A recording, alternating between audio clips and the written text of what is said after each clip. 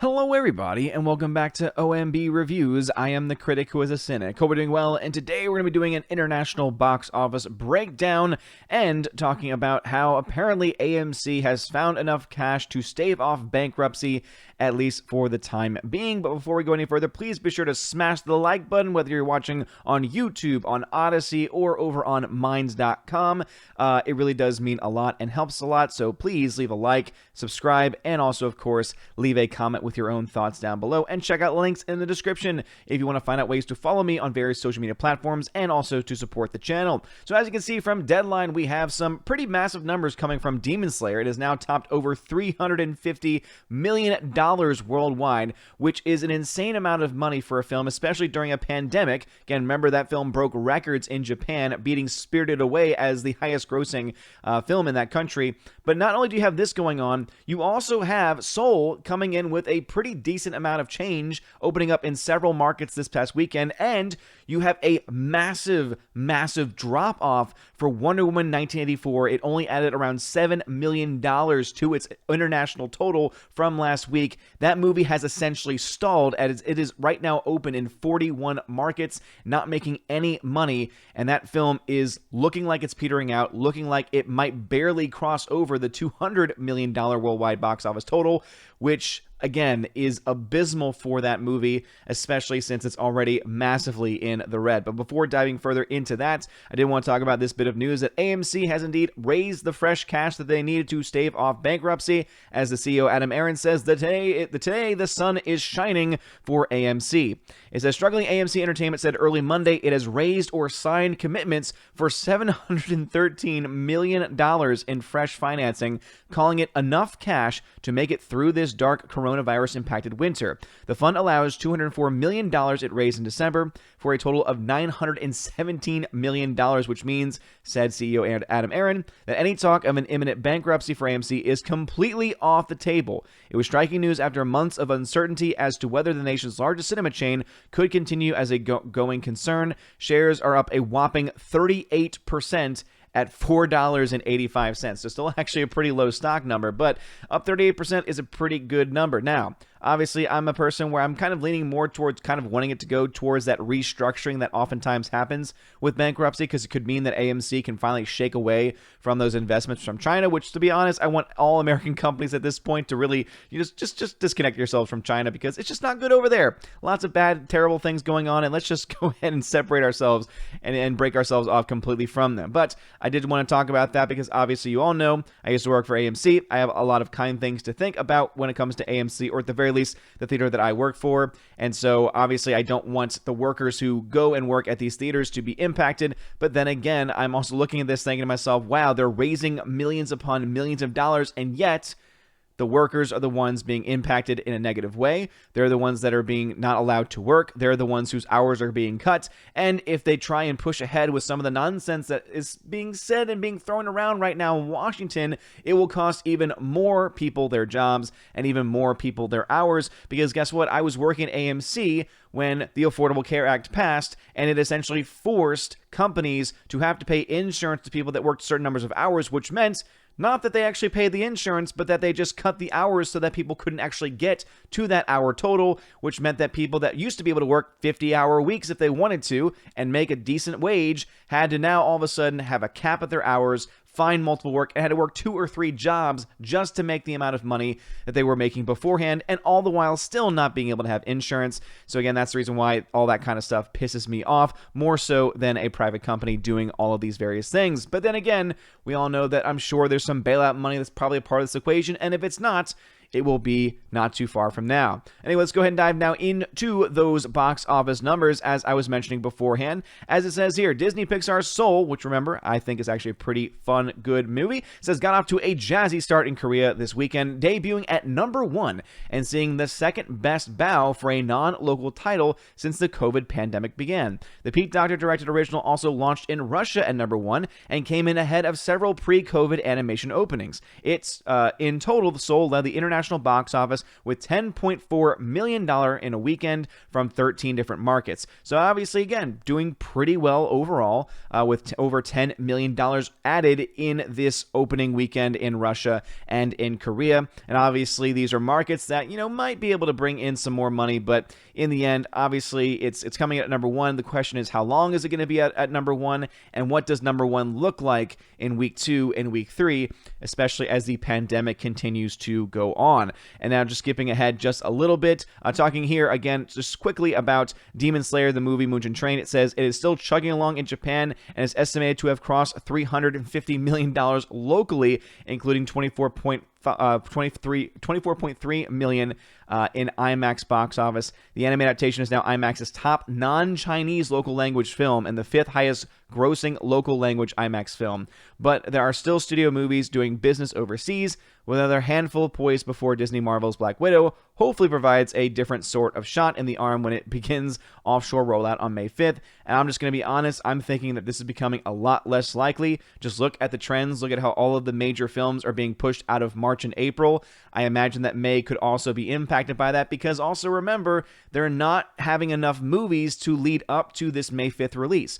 If you don't have any movies coming out in that early springtime and you're not being able to train and bring people back to the theaters and get people excited again, one movie that some people might be looking forward to at this point, again, honestly, there's still a lot of people that I know of that are, have been pretty big Marvel fans who are just kind of over it, who are just kind of done. And right now, Marvel's Black Widow is not really enough to bring them back. Again, that's not everybody. There's still obviously tons of people that are looking forward to that movie, but I don't think it's going to be nearly as much as it was prior to the pandemic. And again, the longer that these things get delayed and pushed back, the less likely you're going to have as much anticipation for it. All right, going ahead, it says, looking again at Disney's current release, Soul, the international total is now at 71.2 million from 13 different markets. China leads all play with 2.9 million, so it's actually, again, doing relatively well in China with its, it says here that it's made $48.2 million so far, and it says that Korea's $3.5 million start came in behind only Tenet in terms of non-local pandemic-era releases. The opening is 181% ahead of Mulan and 164% above Onward. Just keep in mind that Onward was a massive $200 or so million loss for Disney, and we don't know how much Mulan lost because they haven't really released any official numbers at that point. And once again, Soul is a pretty good movie, but it's still sad because even though it is really doing well in these countries, especially during a pandemic, it's not going to be nearly enough to bring in any money for it to essentially break even at this point. It says here that Russia's number one $3.3 million launch is 78% ahead of Mulan, which is a good thing, 34% ahead of Coco, and 25% ahead of Onward. Again, very glad to see it ahead of several movies, though I would say that Coco is the better of those films that have been mentioned thus far. And now we get to the talk of a little film.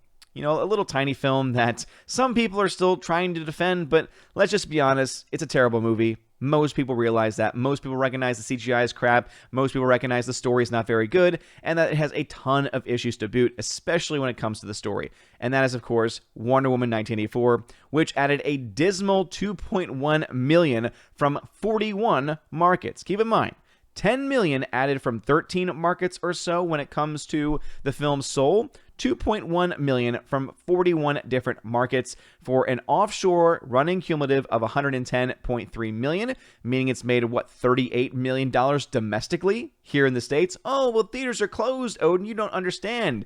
Yes. And then they decided to release it on HBO Max, and that probably also costed a countless numbers of dollars. And guess what? The film is now hitting a wall, and even though it's going to be off of HBO Max very, very soon, it's a little bit too late at this point because, guess what? No one's going to see it. No one really wants to see it anymore. And at the end of the day, it's going to be a massive financial loss for the people involved in the project, though maybe not for Warner Brothers, because as I've mentioned previously, when you break down the financials for all these different companies, there's so many different studios, and you have to look into how much money was put in by each of these studios to figure out who's going to have the biggest financial loss. But to my knowledge, Warner Brothers is the massive backer of this film, so therefore they are going to have the biggest chunk of the loss probably when it comes to the movie overall. Diving over to to my box office tracking over on my website, ombreviews.home.blog. Again, check that out if you want to for a ton of really cool and awesome things. Again, very bare bones, basic stuff, but again, I like it myself. But as you can see here, we have a couple numbers. So the first one on top, this is the total box office so far. This one is for Wonder Woman 1984, which is now at $148 million. And keep this in mind that means that the movie only was up about what? About 10 million, no, less than 10 million, about 8 million total from last weekend to this weekend. Again, it only added 2 million this weekend, meaning it only added about 6 million over the last week since last weekend's numbers. Not very good. Right now, its loss stands at $211 million loss. Still very, very likely that it could actually be a bigger financial loss than my projections indicated at first. And obviously, this is not indicating or not representing any other revenue streams. This is not being able to indicate any type of numbers coming from HBO Max because we're not going to get those numbers, or at least we're not going to get enough information to really crunch those numbers to find out how much of it is actually going to this movie. But regardless, Wonder Woman 84, massive financial flop, not doing very well at all. And unfortunately with Soul, even though it is right now at $71.2 million, when you look at the overall numbers, it is still at $182 million financial loss for Disney. And again, that's very sad because it is a pretty damn good film, though I will say that this film has now been able to at least go past what the worst case scenario was. Worst case scenario for the numbers that we had was $184 million. Best case scenario is that it loses $168 million. So it's looking like it's going to get a little bit closer to that average number. And of course, we'll have to follow that as the weeks go on. But again, we are in the pandemic. We are, of course, dealing with a film that was released exclusively on Disney Plus domestically, which I think was a really bad decision by Disney. Obviously, their mindset was, is it worth getting more people driven to the subscribers, to be subscribers to watch it?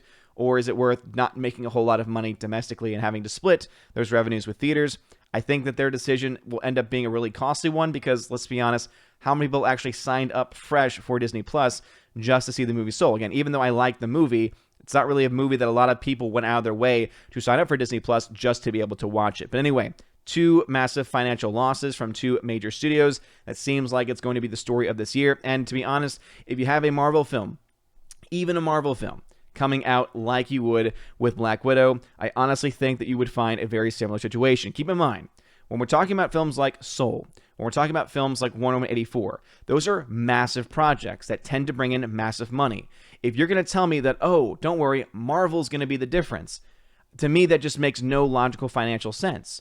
Because if Wonder Woman can't do it, if even a massive film like Soul can't do it, then why in the hell would a movie about a character that should have been made 10 years ago possibly be able to do it as well when you still have the midst of a pandemic, when you still have tons of movies being pushed out and not being released in theaters, being put on PVOD, etc. Again, more and more people just used to and enjoying watching and consuming entertainment at home. It just does not make any sense that you're just going to magically have this huge influx of people going to see Black Widow to at least the extent and the point that it would actually make any type of financial sense for them to make any of their money back. I think that Black Widow, at this point in time, if things keep going the way they are, could be a $100 million loss for Disney. Add on top of that the massive loss, the $220 million they lost from Onward, the massive amount of money they're losing from Soul.